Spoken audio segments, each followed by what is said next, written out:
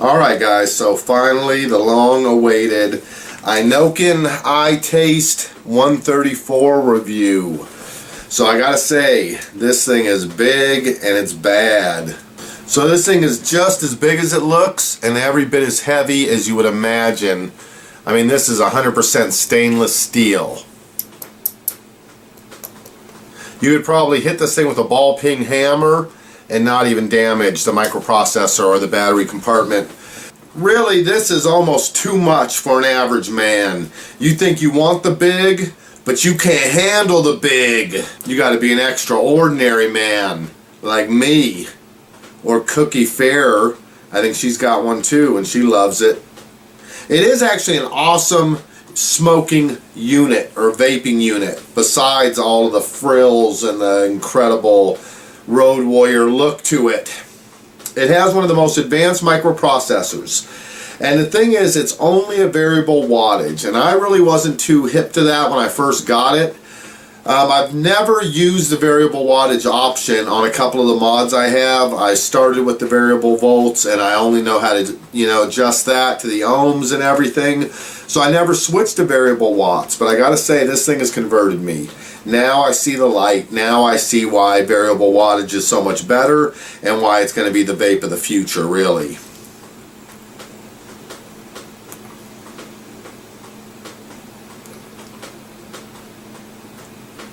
So this really allows you to get the perfect vape exactly the way you want it, no matter what you're vaping on. And the ohms now are pretty much... Oh, juicy one.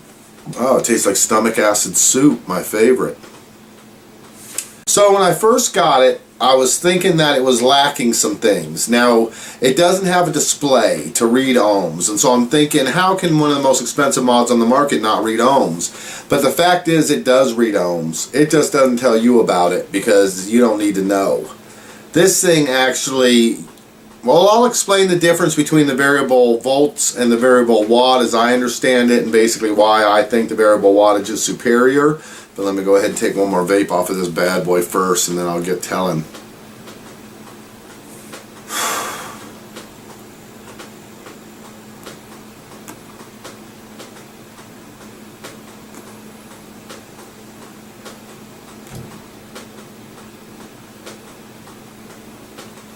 Oh, it does vape like a beast. If you have something, if you have a variable voltage mod and you can read the ohms and it has a display, and you see that you have, say, a 3 ohm atomizer on top. So you're going to vape that in 5 point something volts. Now there is a way to figure out the wattage there. It's like the volts times the ohms equals the watts or something or another. So if you had a 2 ohm atomizer and you were going to vape that on 5 volts, that would be equal to vaping on like 10 watts or something. So let's just say the math may be wrong, but I think the principle behind it's kind of correct. So say that's your 10 watts you're vaping on then with that combination. Now all of a sudden you change out to a 2.5 ohm atomizer. Well, now you've got to adjust the volts incrementally to get the same watts so that you're vaping at the same temperature and everything is like you like it. Well, what this thing does with the microprocessor is basically you adjust this to the watts you want, and you don't need to worry about the ohms anymore. You can't burn it out. You won't have any problems with too high of a volts because this thing sets the volts itself. So basically, if I'm vaping right now on 10 watts on this thing,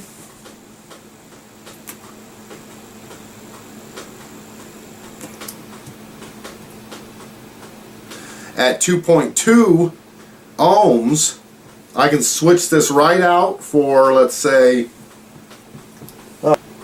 perfect, an EVOD. So we'll switch this out with a 2.8 ohm EVOD. Now I'm not going to adjust anything, I'm not going to change anything, and this thing is going to vape at the exact same 10 watts that it was vaping on the 2.2 ohm.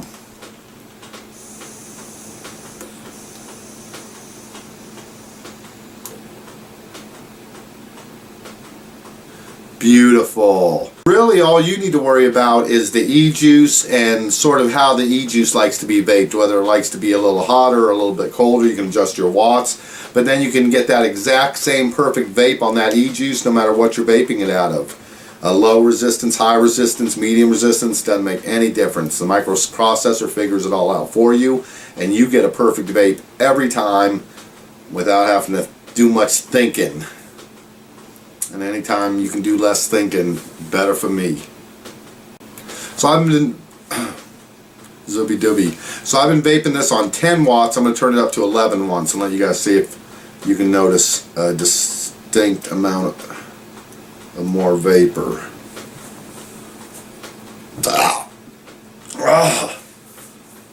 That one almost went back down my lungs. I almost waterboarded myself with vomit.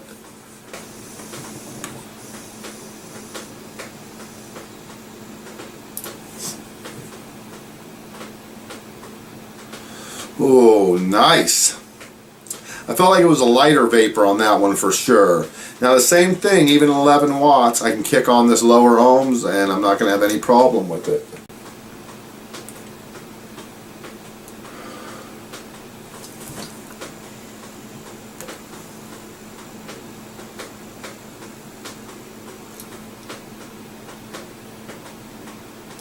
Nice, right on 11 watts. Whoo! So there's really not much to it. So you could say that this thing would be for experts only, people who are really at this level, who want to put out the most money and get the best vape. But I would also say it's not a bad way to go for a beginner. Now if the size is really too much for you and you don't want something this big and intrusive, then you may want to go with something like an Ego C Twist or something like that that you could take out with you. But for your perfect vaping machine at home, I gotta say this is pretty good. Now all you really do is click it 3 times and it turns off. 3 times, get it turned back on. And then see right now the lights are green. When I push it, they'll turn yellow and then red as the batteries wear down, lets you know. Batteries come right out the bottom here.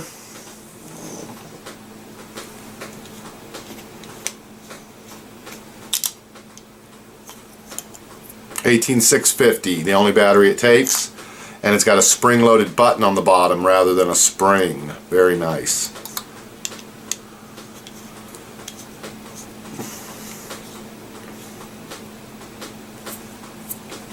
Alright guys, well I'm loving mine. I know Cookie said that she loved the one that she had.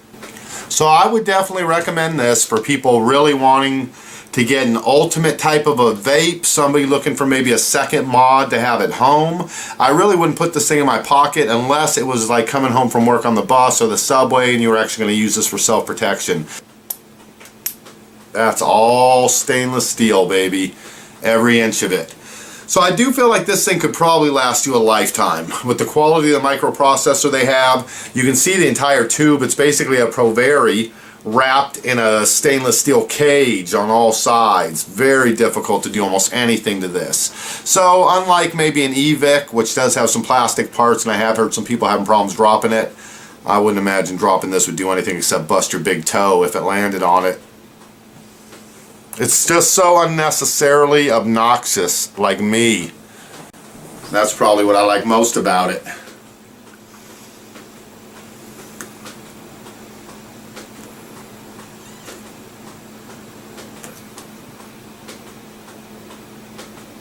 Oh yeah, that's vapor.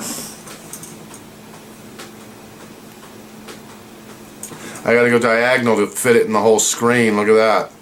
Alright, anyways, that is the Innokin iTaste 134. I'd have to say one of the best mods on the market right now. So I'll put a link underneath this video where I got mine and where you can get one too, if you can handle it.